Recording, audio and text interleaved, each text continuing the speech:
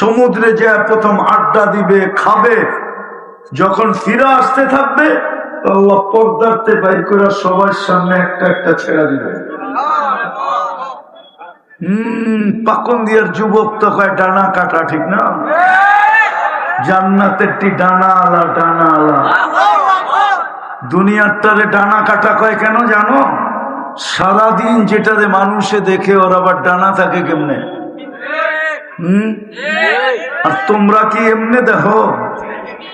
26 কোটি ক্যামেরা পুরা ফ্লাশ দিয়া তারপরে দেখে, তো ওর ডানা আবার থাকে কোথেকে?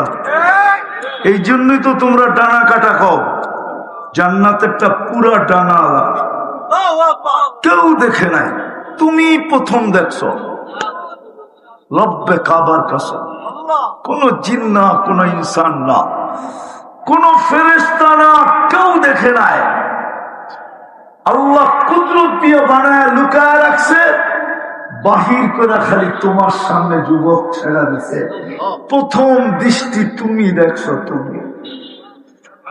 আর ও প্রথম দৃষ্টিতে তোমাকে দেখছে। মানুষ বানাও,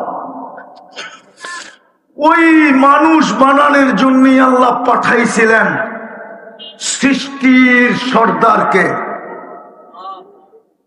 সৃষ্টির সর্দার, ইমামুল আম্বিয়া, সাইয়্যিদুল আউয়ালিন ওয়াল আখিরিন, মুহাম্মাদুর রাসূলুল্লাহকে আল্লাহ পাঠাইছিলেন যেন এই উম্মত কম সময়ে, কম পরিশ্রমে নিজেকে মানুষের মতো মানুষ বানাইতে পারে, আর আল্লাহ যেন জান্নাতের বিনিময়ে কিনতে পারে।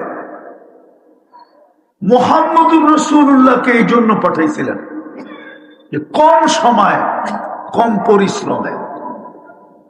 এই উম্মতের পুরা জীবনের হিসাব আল্লাহ নিবে না,